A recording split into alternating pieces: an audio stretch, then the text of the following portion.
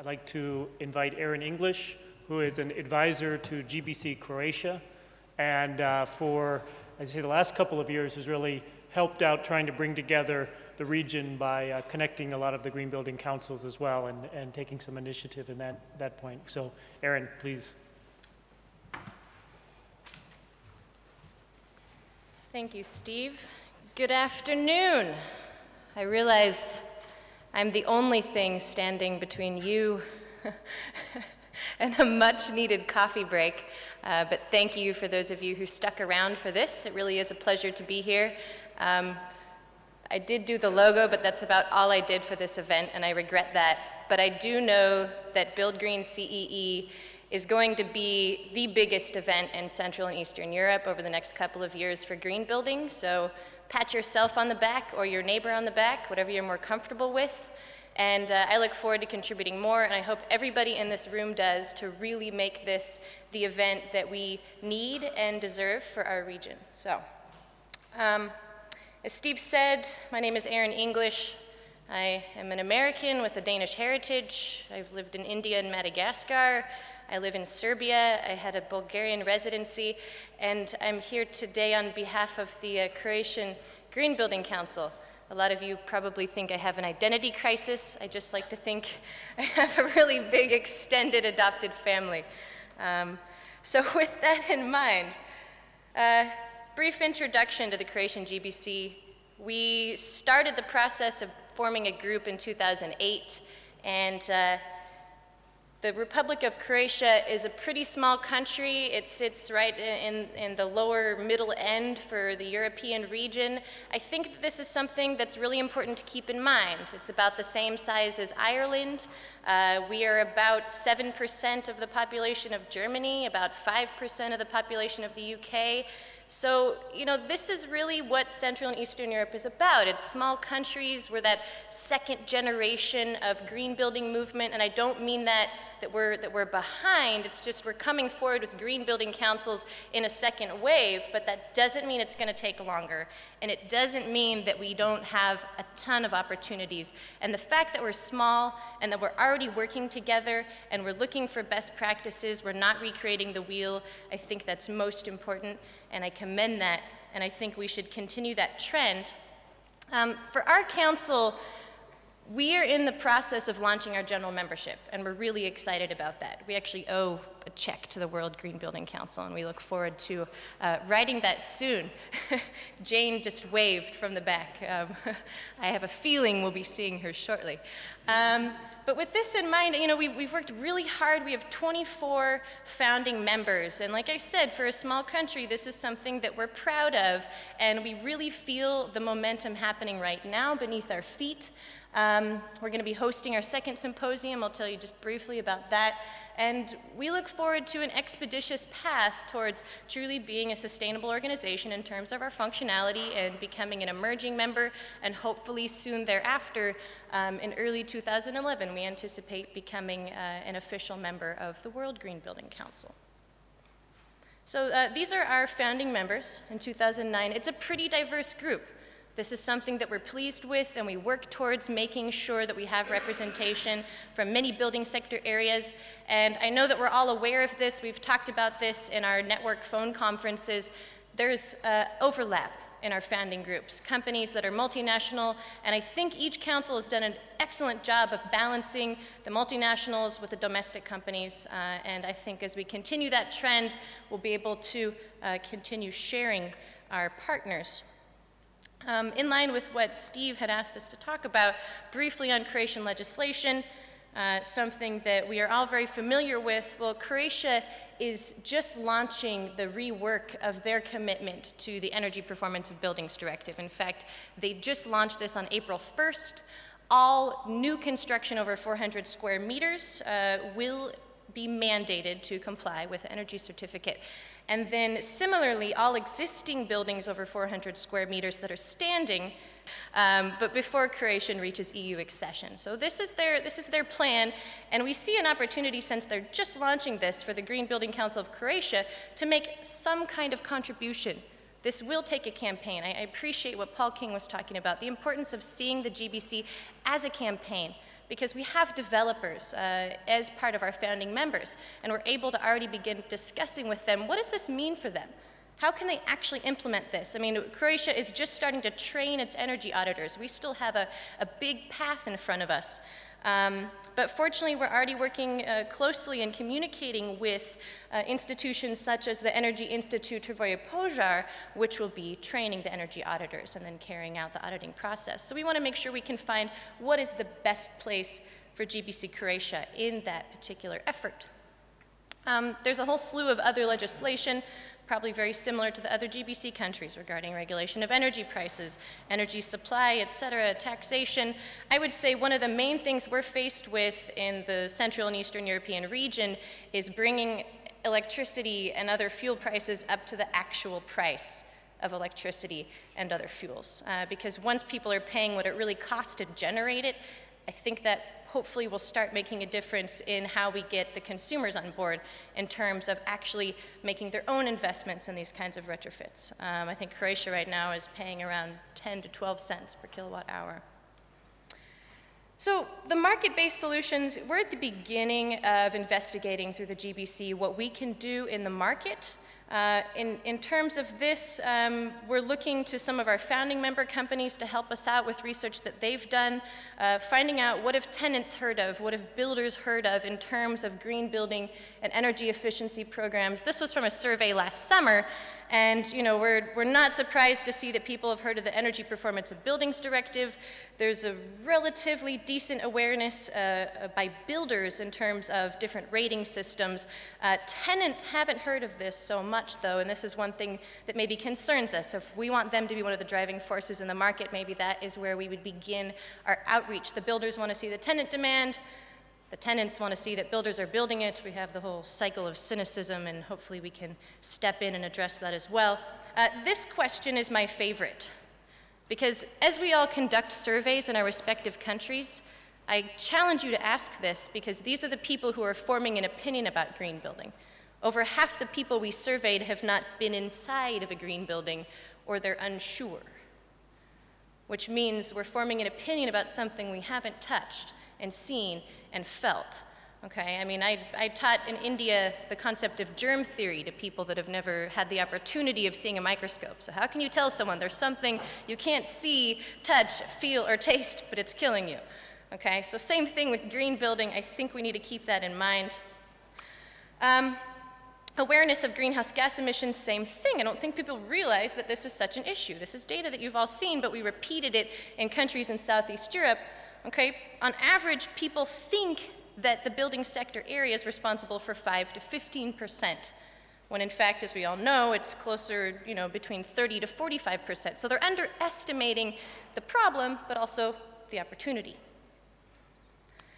And then this is really my favorite result. I say that about each question, but this one really is. And this is, how much premium do you expect to pay for a green building, or how much premium are you willing to pay? Okay, so we've all read the studies, Davis-Langdon reports, Gregory Katz reports, on what the actual premium is that they've seen in US markets for green buildings, and we're looking at less than 2% average, which means there's an awful lot of buildings at zero or even cost savings for building them. People perceive it to be 10 to 15%, that's not a surprise, but I like to point out that people are willing to pay 5 to 9% on average. And I think that's the sweet spot, that they think it costs more, we've already proven it costs less, and they're willing to pay something in between. So I see this as a sign, a green light to go ahead with potentially a campaign centered around that. So, the wonderful question of the day. I look forward to our discussion tomorrow morning about certification of green buildings. Well, my particular presentation won't be too controversial because we actually have no certified green buildings in Croatia as of yet. That will change very quickly. We do have a couple of passive house buildings in Croatia. We have resident Croatian experts who have been constructing and designing passive houses for over 25 years. So it's really not an issue. I don't like to look at Croatia as a country that is lagging behind, because the potential is just prime, truly. The expertise is there, the knowledge is there. It's just a matter of coordination. There's one LEED building in the region, and that's the American Embassy in Sofia. We'll be seeing a LEED building in the embassy in Zagreb as well, but those don't count. They're not on the commercial market, at least not for most of us. They're not going to have such a huge role. But in the region, as we all know, there's many LEED buildings. LEED is just one example. As I hear this debate about certification systems, of course we're discussing that in our GBC as well. I just would like to say that, at the end of the day, maybe we can stop for a minute and not let this become the celebrity green building certification death match. There's plenty of bad buildings to go around. There's so much potential. I sincerely think that there are so many options we can take, and if we work together as a region, the sooner that we have certified buildings under any of these systems, regardless of what becomes official for each country in 10 years, it's only going to benefit the movement. Okay, so the future. I love predicting the future. We asked in our survey, the next 5 years after the economic crisis, do you see yourself owning, operating, or occupying a green building in the next 5 years? Surprisingly, only 15% actually said a definitive no. A large number of these tenants and builders said yes or maybe. Now remember, more than half of them have not been in a green building, or they're unsure if they've been in a green building. I'm still trying to figure that out. Maybe they mistakenly walked into a green building. I'm not sure. And then finally, has the economic downturn made your company more or less interested in green building? And when we combine more likely with no change, we're still looking at well over half of our sample group. So that's pleasing. It's not necessarily discouraging people from thinking about it. Okay, so finally, as Steve had requested in parallel with our sister countries in the region, a quick gap analysis of what we're looking at in Croatia, existing opportunities. There is a significant amount of energy efficiency legislation. I think we all agree on that. But looking at green building as a holistic concept that includes indoor environmental quality as well, I'd like to believe that all the people who are yawning or sleeping, it's not because I'm boring. Hopefully it's just because the oxygen levels are dropping. The only difference between an engineer and a comedian is that comedians are actually funny. The only difference between an engineer and a politician is that engineers write their own speeches, unfortunately, and their own jokes. So additionally, there is an awareness of green building as an idea, but maybe there's an issue of people knowing what they can actually do. It feels maybe pretty intangible. There are so many organizations and companies that are showing market leadership already. The question is, can they put a label on it? People want labels undeniably. People want to label themselves, they want to label buildings, they want to label other people. As Steve said, they like to talk about what other people won't do, but what they will do. Existing buildings with good practices as examples. This is something that I didn't hear come up very much today, but I think we would all agree there are so many traditional building practices here in the region that exemplify what truly would be some of the best good practices to move forward with in the 21st century. And you amalgamate that with best practices. I'm trying to remember who was talking, probably Diana, about how maybe we can look at ourselves as being behind in terms of energy efficiency and emissions, but actually when we look at the similar climate zones, we can bring in technologies from other parts of the world, put those together with traditional building practices, and this, I think, is how it can happen really quickly. That's why we're here today. I want to see that continue. And as I said, neighboring countries with expertise and resources, but we still need alignment of sector areas, and I would say alignment of campaigns. Every time I come to an event like this, I'm just amazed at what's going on around the region. We've tried to hold these network calls. This is my public apology for not organizing one in the past 4 months. But I know a lot's going to be happening too now that Jane's on board. We're all really excited about that. But I look forward to continuing that communication. So, last couple slides, we have some events coming up. If you happen to be in the neighborhood, we'll take you out for some rakia. And we invite you to our event April 20th. This is our second symposium. It's something that we've started doing regularly, almost twice now. And the topics this time are going to be the Energy Performance of Buildings Directive launch in Croatia, as well as a discussion of green building rating systems. And as I mentioned, this will be the first exposure on what these different rating systems actually are for many professionals in Croatia, if not most of them. So we consider ourselves at that point, I think as Agnes had mentioned, they are doing in Poland. They're keeping a very open mind. nobody will waste their time by learning about any of these systems. And that's the approach we're taking at this point. And then finally, what we're most excited about is to be officially launching our general membership. That's going to take place on the 4th and 5th in conjunction with a major conference. So we're trying to partner and share resources with other companies and organizations. We're very pleased that the President of the Republic of Croatia will be there to give his public endorsement of our Green Building Council. And we're also attempting, because who was it that said that politicians aren't very popular, but celebrities are? So we're attempting to get a green building celebrity from this room as well to join us for that event. And with that, I leave you, and I thank you very much for your time and look forward to working more together in the future.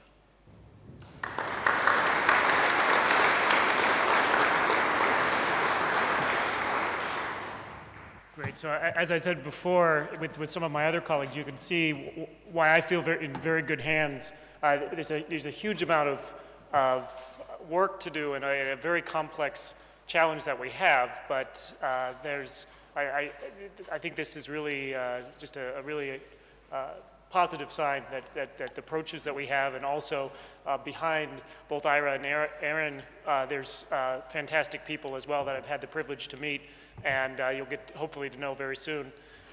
With that, I'd like to open the floor for questions. Hi, Mark Jero from Croatia. Thank you, Aaron, for doing it for us. Ira, may I ask you, I hope it is of value to other young GBCs, but you just mentioned in there that you staffed your GBC and 3.5 staff members just recently, and you made quick reference to doing that by the generosity of your founding members. Can I ask you to elaborate a little bit? Did they separately invest in this, or did you wait till you accumulated enough money from all your membership fees? How'd you pull this off? No, we did the latter. We set budgeted goals and levels of funding requirements for both founding partners and, if you will, normal members. And we waited until we had a sufficient revenue in-house to actually do two things. One was to give us a certain level of operating funding, at which point then we went out and we went through a hiring process, but also where we made a decision that a certain portion of that was going to be reserved as a strategic fund in the event that we have, a slow year, because obviously when you start this, you don't necessarily know that you're going to be successful, and everybody, of course, who's a member is responsible to their own company with regard to decisions about follow-on funding and next year membership, et cetera. So we're relatively confident we can deliver, and we've already had pretty good signs that the renewal rate is going to be pretty good. But we want it to be cautious. So we had a budget framework in mind, and once we hit that threshold, then we went through a hiring process, recruitment process. First, I would like to thank to both speakers, to Ira and Erin, for the interesting presentation. And I have a question to Ira. Yeah, how do you think, what is the role of the international financial institutions and private banks for the sustainable buildings, and how the Green Building Council could cooperate with them? Is there such an option, and in which direction? Thank you. Oh no, I think there is such an option, and we have tried to encourage financial institutions, be they commercial banks, private equity funds, et cetera, to see the value of and become members. Some have, some are considering, some have, at least at this point in time, said no, but we know that they're watching very carefully what we're doing, and some of them, I would say, where some institutions have been unable to make an affirmative decision about membership currently, we still have key staff from those firms in the room on some of the task forces I pointed to on the circular diagram. And so our view is engaging them is important, and the more they see that there are business principles being discussed that are beneficial to them, we're relatively confident that some of those are going to come forward and become active and participating members of the council.